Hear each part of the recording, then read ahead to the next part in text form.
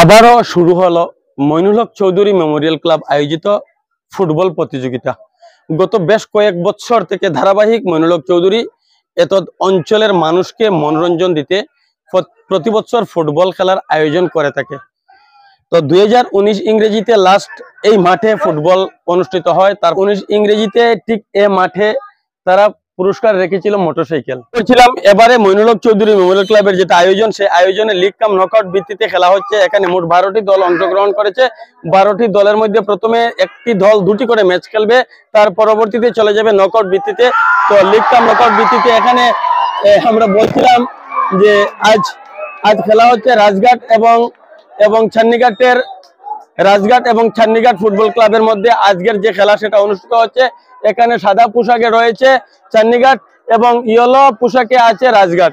ইতিমধ্যে খেলার প্রথমার্ধের খেলা চলছে। প্রথমার্ধের খেলা প্রায় শেষের দিকে আমরা যখন এই ভিডিও ধারণ করছি, তো প্রথম আর্ধের খেলা ইতিমধ্যে 3-0 গোলে পিছিয়ে রয়েছে রাজঘাট। আমাদের এত অঞ্চলের খেলার আরেকটি বিশেষত্ব আমরা আপনাদের সম্মুখে উল্লেখ করতে চাইছি। মইনুল হক চৌধুরীও তারা এই বছর যে আয়োজন করেছে সেখানে তারা 6 জন, বাইরে থেকে নিয়ে আসা যাবে 6 জন প্লেয়ার এবং স্থানীয় হতে হবে 5 জন।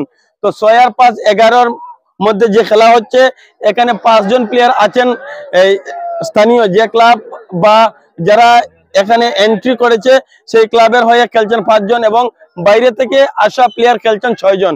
আমাদের এত অঞ্চলে ফুটবল একটি অত্যন্ত জনপ্রিয় খেলা, যেখানে এই এত অঞ্চলের যে কোনো মাঠ হোক, আমরা ফুটবল খেলা যখন দেখি তখন দেখি যে পার্শ্ববর্তী রাজ্য মিজোরাম এবং পার্শ্ববর্তী রাজ্য মেঘালয় থেকেও অনেক ফুটবলার খেলে থাকেন। উভয় দলে 6 জন করে পার্শ্ববর্তী রাজ্য মিজোরামের খেলোয়াড় রয়েছেন। আর অত্যন্ত দর্শনীয় ফুটবল, যেটা আমরা উল্লেখ করছি যে অত্যন্ত দর্শনীয় ফুটবল উপহার দিচ্ছেন। এরকম যদি আমরা আপনাদের সম্মুখে তুলে ধরি, এত অঞ্চলে কিন্তু ফুটবল জনপ্রিয়। আমরা আগে উল্লেখ করেছিলাম যে মাঠে কিন্তু আজ যেটা ম্যাচ হচ্ছে, আজ কিন্তু দ্বিতীয় ম্যাচ। মইনুল হক চৌধুরী মেমোরিয়াল ক্লাবের সম্পাদক আবুল উল্লেখ করছেন যে ঠিক এখন থেকে অন্তত 10 বছর আগে এখানের দক্ষিণ দলাইয়ের জেলা পরিষদ ছিলেন প্রাক্তন জেলা পরিষদ রেজামন্দ আলী বড়ভুইয়া। তো উনি এই যে একটি ঘর আমরা ক্লাব হাউস বলে উল্লেখ করব, যে ক্লাব হাউসটি তিনি নির্মাণ করেছিলেন। তো তার পরবর্তী সময় থেকে কিন্তু এ মাঠের উন্নতির জন্য কোনো রাজনৈতিক সহায়তা তারা পাননি, যে বিষয়টি ইতিমধ্যে মইনুল হক চৌধুরী সম্পাদক আবুল উল্লেখ করছেন। তার পরবর্তী সময়তে কিন্তু এই মাঠের জন্য তারা নিজেদের মধ্যে সাদা সংগ্রহ করে মাঠের যতটুকু উন্নতি করেছেন সেটা তারা নিজেদের মধ্যে সাদা সংগ্রহ করে করেছেন। একটা সময় এই মাঠে কিন্তু প্রচুর জল জমা থাকতো। আমি যে বিষয়টি আপনাদের সম্মুখে তুলে ধরতে চাইছি, এই মাঠ কিন্তু জলকাদায় থই অবস্থা হতো। তো বর্তমান সময়ে পাশের যে সমস্ত টিলাভূমি রয়েছে সেই সমস্ত টিলাভূমি থেকে মাটি কেটে দিয়ে এবং বালু আমরা দেখছি যাতে একটি ভালো মানের ফিল্ড তৈরি করা যায়, সেই চেষ্টা তারা করছেন। এখানে মাঠের মধ্যে খেলা চলছে। আমরা যদি আরেকবার আপনাদের সম্মুখে দেখাতে চাই, তাহলে কিন্তু মাঠের মধ্যে খেলা চলছে। সাদা পোশাকে খেলছে ছান্নিঘাট এবং ইয়েলো জার্সিতে রয়েছে রাজঘাট।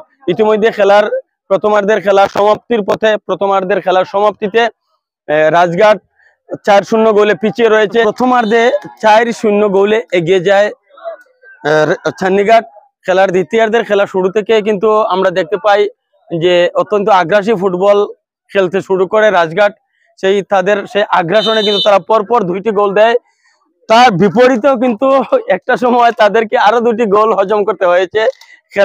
এই আজকের যেটা খেলা, সে খেলায় এখনো পর্যন্ত যেটা ফলাফল সেটা হচ্ছে যে রাজঘাট 2 এবং ছান্নিঘাট 6। দ্বিতীয় দিনের খেলা শেষে ইতিমধ্যে আমরা যে বিষয়টি অবগত হয়েছি যে 6-3 গোলের ব্যবধানে জিতে ছান্নিঘাট খেলার প্রথমার্ধে 4 গোলে এগিয়ে যায়। দ্বিতীয়ার্ধে তারা আরো 2টি গোল করে।